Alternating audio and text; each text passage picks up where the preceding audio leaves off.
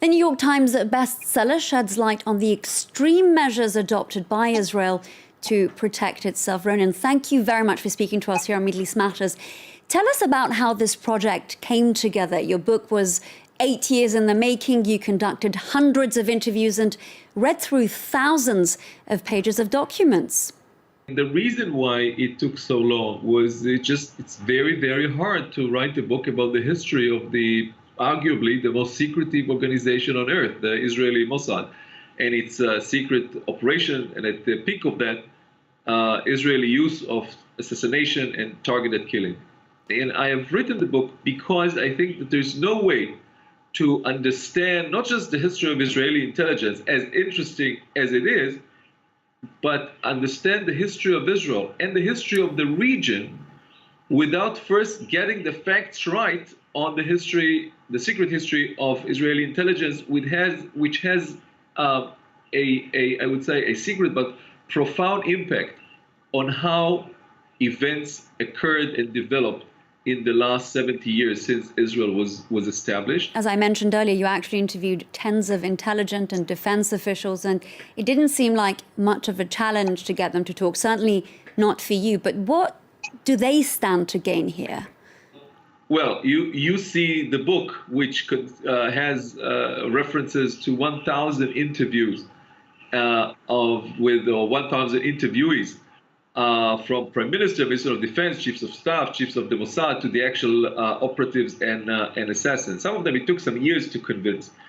But I would say that each source has his own agenda and motives why to talk. But in trying to make some sort of a rule, I would say that these people who were kept in the dark and didn't elaborate and didn't say anything about the things that they have done throughout the years want these days to make sure that their footprint is set up right in history.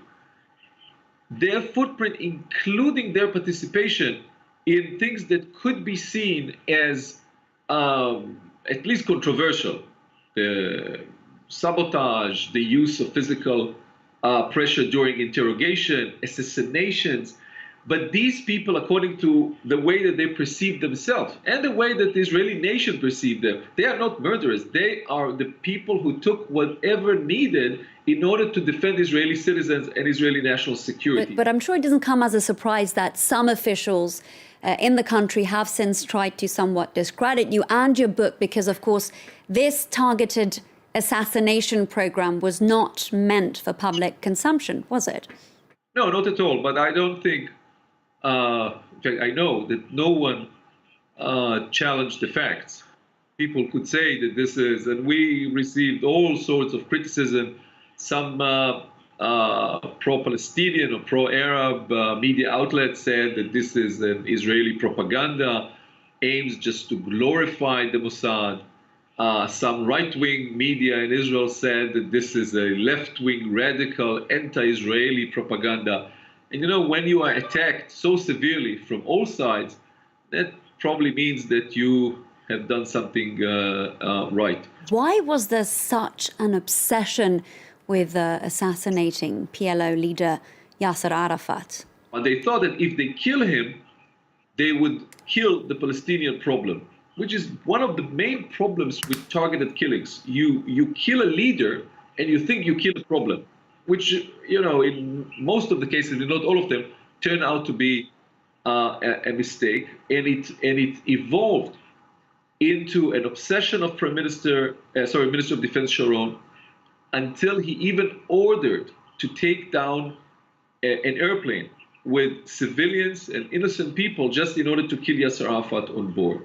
However, courageous senior and junior officers of the IDF and the Israeli Air Force refused that order.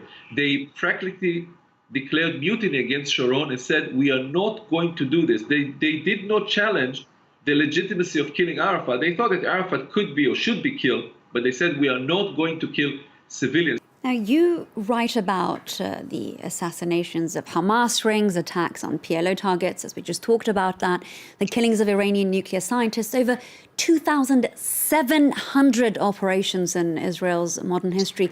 Is this lethal technique, in your opinion, effective in deterring, quote, terrorism?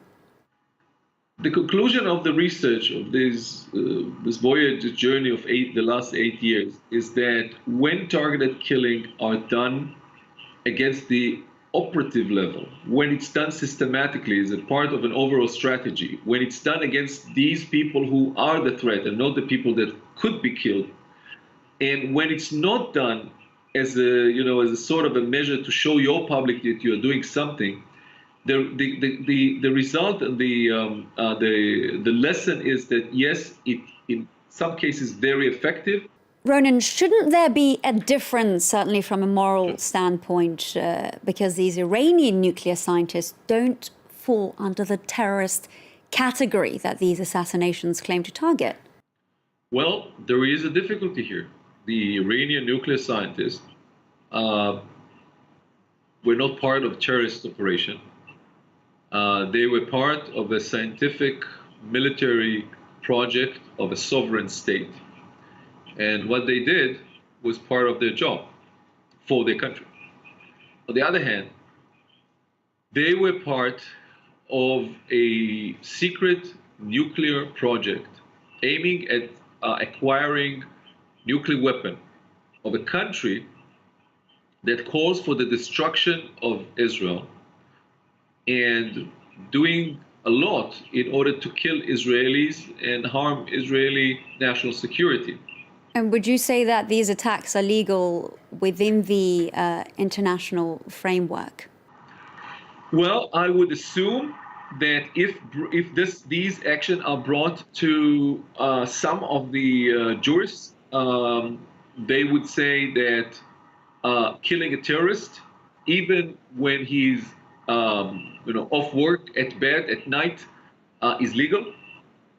And I would assume that killing a nuclear scientist working for a sovereign state would be seen by the international law experts as illegal.